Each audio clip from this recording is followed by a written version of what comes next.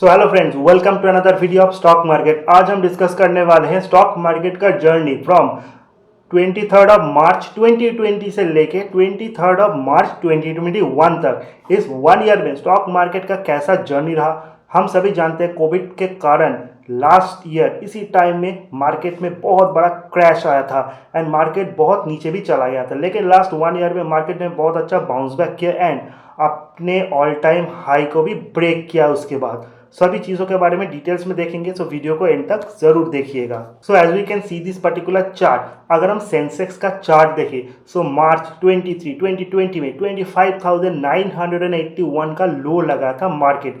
उससे पहले मार्केट का हाई था ऑलमोस्ट 42,000 के आसपास, लेकिन वहाँ से मार्केट बहुत ज़्यादा गिरा and in the last 1 year market ने बहुत अच्छा बाउंस बैक दिखाया। एंड अगर हम प्रेजेंटली 23 मार्च 2021 की बात करें तो मार्केट ने 50,051 का हाई भी लगाया। ऑल टाइम हाई अगर देखें वो था 16 फरवरी को 52,516। हालांकि मार्केट अपने टॉप से 2,500 पॉइंट का करेक्शन भी दिखा है। इसके पीछे रीजन है प्रेजेंटली कोविड केसेस में जो इंक्रीमेंट हो रहा है वो फियर। अगर मार्केट के ओवरऑल जर्नी को देखें सो मार्केट ने बहुत अच्छा जंप दिखाया। जिन लोगों ने 2020 के बिगिनिंग में मार्केट में इन्वेस्ट किया था, अगर उनका पोर्टफोलियो देखें सो वो अभी भी बहुत अच्छे प्रॉफिट में खड़े हुए हैं एंड जिन लोगों ने फियर के कारण मार्केट से एग्जिट लिया था वो तो लॉस में ही है।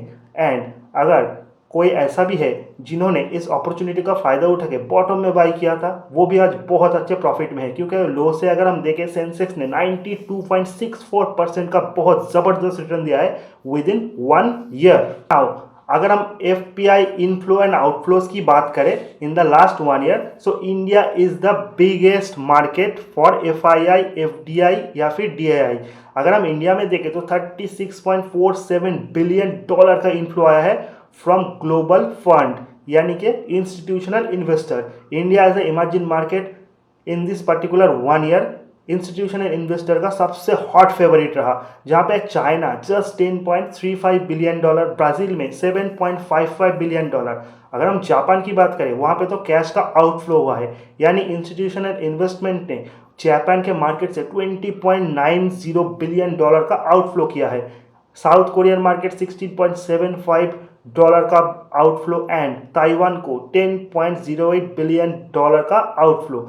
यानी कि अगर हम इंडिया के साथ जापान को कंपेयर करें जहां पे इंडिया का बहुत अच्छा परफॉर्मेंस रहा है, यानी कि इंडिया में एफआईआई बहुत ज़्यादा बुलिश रहे, वहीं जापान, साउथ कोरिया, ताइवान में एफआईआई इंस्टीट्यूशनल इन्वेस्टर जो सभी ग्लोबल फंड है बहुत ज़्यादा बेयरिश हमको देखने को मिला। नाउ अगर हम कंट्री वाइज परफॉर्मेंस को देखें सो इन दैट केस कोरिया यानी कि कोरिया का जो स्टॉक इंडेक्स है कोप्सपी, उन्होंने 102.69% का रिटर्न दिया इन द लास्ट 1 ईयर, जो कि सबसे बड़ा रिटर्न है। उसके बाद आता है इंडियन इक्विटी मार्केट जिसमें निफ्टी ने 94.67% का ज़बरदस्त रिटर्न दिया। थर्ड भी आता है इंडिया का ही सेंसेक्स जिसने 92.64% का ज़बरदस्त रिटर्न दिया टू देयर इन्वेस्टर। फोर्थ में आता है ताइवान का मार्केट TWAC जिसने 81.97% का रिटर्न दिया एंड लास्ट में आता है सिंगापुर का मार्केट यानी कि STI। सिंगापुर मार्केट ने भी 40.22% का जबरदस्त रिटर्न दिया है इन द लास्ट 1 ईयर। अब हम जान लेते हैं कौन से की चैलेंजेस है मार्केट के लिए इन द अपकमिंग डेज। सबसे बड़ा चैलेंज है rising US 10 year G-sec. US 10 year G-sec यानी कि ग्लोबली बॉन्ड मार्केट का एक ऐसा इंडिकेटर जो हमें यह बताता है कि इक्विटी का डायरेक्शन क्या होने वाला है। डे बाय डे ये यील्ड बढ़ रहा है। इस यील्ड का बढ़ने का मतलब है लोग इक्विटी से ज़्यादा डेप्ट मार्केट को इंपॉर्टेंस देंगे in the upcoming days and यही सबसे बड़ा फियर है जिस कारण मार्केट टॉप से बहुत ज़्यादा गिरा भी है। ये अगर ये यील्ड बढ़ता है सो इसका पीई निफ्टी या फिर सेंसेक्स या फिर इक्विटी के पीई ग्लोबल मार्केट का जो है उससे अच्छा हो जाएगा, तो वैल्यूएशन वाइज लोग इक्विटी को छोड़ के डेप्ट की तरफ मूव करेंगे।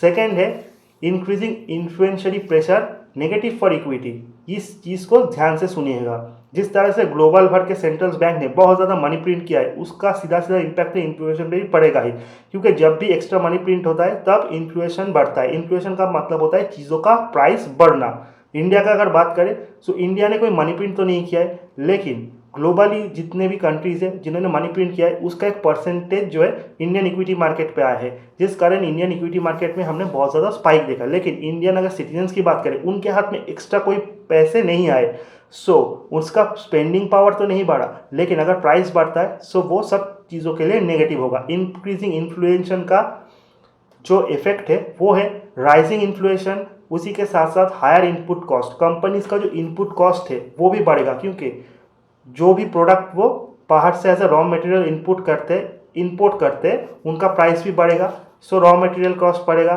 इससे क्या होगा, लो ऑपरेटिंग मार्जिन, कंपनीज का जो ऑपरेटिंग मार्जिन है यानी कि जो ऑपरेशंस को चलाने के लिए कंपनी स्पेंड करते हैं वो घट जाएगा, यानी ऑपरेटिंग मार्जिन का सीधा सीधा इफेक्ट नेट प्रॉफिट पे भी पड़ेगा। उसके बाद आएगा high and price for consumer. Consumer के लिए कंपनी बहुत ज़्यादा प्राइस बढ़ाएंगे।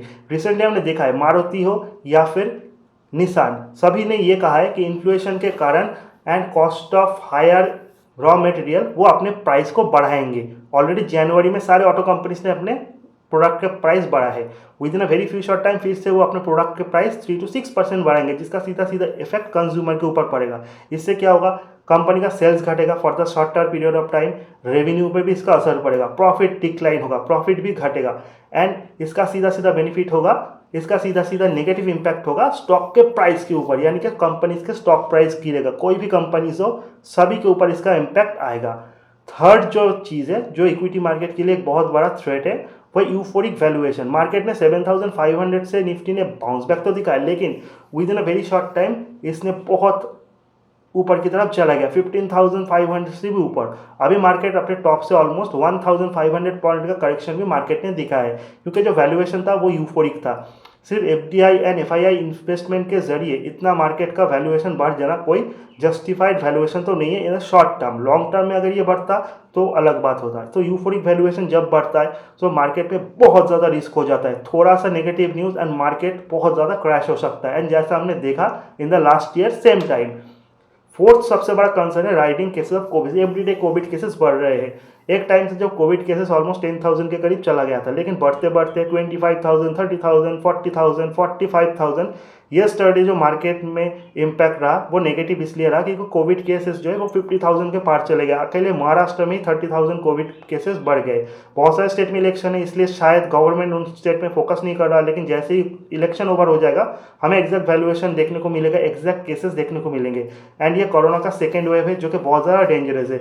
हाल ही में हमने देखा यूरोप जैसे कंट्रीज में लॉकडाउन ऑलरेडी स्टार्ट हो चुके थे। इन फ्यूचर अगर लॉकडाउन फिर से होता है तो मार्केट यहाँ से बहुत ज़्यादा गिरने का भी एक डर सबको लगा रहा है। अब लास्ट में हम ये डिस्कस करेंगे what should equity investor do. हमने जान लिया मार्केट कितना बड़ा था, कौन कौन से कंट्रीज के इंडेक्स ने कितना ज़्यादा रिटर्न दिया था, एफआईआई ने कितना ज़्यादा इनफ्लो एंड आउटफ्लो किया, एंड हमने ये भी देखा कि मार्केट के क्या क्या चैलेंजेस है। अब इक्विटी इन्वेस्टर को क्या करना चाहिए। नंबर 1 है स्टे इन्वेस्टेड। अगर आपने बहुत ही डिप्स में बाई किया, यानी कि जब मार्केट 7,500 से 10,000 के बीच था, उस अपॉर्चुनिटी को अगर आपने ग्रैब किया है तो आप इन्वेस्टेड रहे, क्योंकि मार्केट फिर से तो उस लेवल को टच नहीं करने वाला, ऐसा हम होप करके चल सकते हैं। अगर फिर से मार्केट गिरे तो आप फिर से एवरेज कीजिए, इक्विटी ऊपर की तरफ ही आएगा। अगर आपने बहुत पिक पे बाई किया यानी कि 14,000 15,000 लेवल पे, so might be the time for book your profit. And already आपने बहुत पिक पे बाई किया है लाइक 15,500, देन वेट कीजिए। मार्केट अगर थोड़ा गिरता है देन आप एवरेजिंग के बारे में सोचिए। अभी प्रेजेंट का जो टाइम है वो एवरेजिंग के लिए सही नहीं है। सेकेंड क्या है, सेकेंड है new investors to consider hybrid product. अगर आप एक नया इन्वेस्टर है सो आप इक्विटी के साथ साथ अपने पोर्टफोलियो को डाइवर्सिफाइड कीजिए, यानी कि आप थोड़ा प्रोपोर्शन इक्विटी में इन्वेस्ट कीजिए, थोड़ा आप गोल्ड में कीजिए। गोल्ड का प्राइस बहुत ज़्यादा गिरा है, क्योंकि equity and gold always have a opposite negative correlation. जब गोल्ड का प्राइस बढ़ता है इक्विटी घटता है, इक्विटी का प्राइस जब घटता है तब गोल्ड का प्राइस बढ़ता है, क्योंकि लोग डिफेंसिव चीज़ों के ऊपर ज़्यादा भरोसा करते हैं। एंड जितने भी प्रोडक्ट्स हैं उसमें इक्विटी के साथ साथ गोल्ड हो गया, फिर हो गया डेप्थ यानी कि बॉन्ड मार्केट। ये तीन जो चीज़ें, आप इन तीनों चीज़ों में अपने पोर्टफोलियो को डाइवर्सिफाइड कीजिए, जिससे आपको ज़्यादा रिटर्न मिलेगा। एंड आपका पोर्टफोलियो जो वो डाइवर्सिफाइड होने के कारण अगर कोई एक सेक्टर गिरता है उससे आपको ज़्यादा लॉस भी नहीं होगा। थर्ड जो है वो ये है कि इक्विटी में कौन कौन से ऐसे सेक्टर है जहाँ पे आउटलुक बहुत अच्छा है, यानी कि इन फ्यूचर कौन कौन से सेक्टर है जो आपको अच्छा रिटर्न देंगे। यानी कि मार्केट अगर गिरता भी है तो इन सेक्टर के ऊपर उतना ज़्यादा इफेक्ट नहीं होगा। सबसे इंपॉर्टेंट फैक्टर है कॉर्पोरेट बैंक। कॉर्पोरेट बैंक यानी कि प्राइवेट बैंक जो है उनपे से कुछ top bank like HDFC bank, Kotak bank, ICICI bank, इन बैंक्स का परफॉर्मेंस बहुत ही अच्छा है इन प्रेजेंटली एंड इन्होंने बहुत अच्छा प्रॉफिट भी दिखाया है। कोविड के टाइम इनका जो NPA वो ज़्यादा नहीं बढ़ा, proforma NPA and net NPA को अगर हम देखें तो उसमें भी ज़्यादा डिफरेंस नहीं है। So bank is a very good option but selected counters only. Second है power and energy. Power and energy sector बहुत ज़्यादा गेन देने वाले in upcoming future. Normally power demand भी बढ़ेगा इन फ्यूचर, जिससे पावर कंपनीज अपने प्राइस हाइक भी करेंगे बिकॉज समर आने वाला है।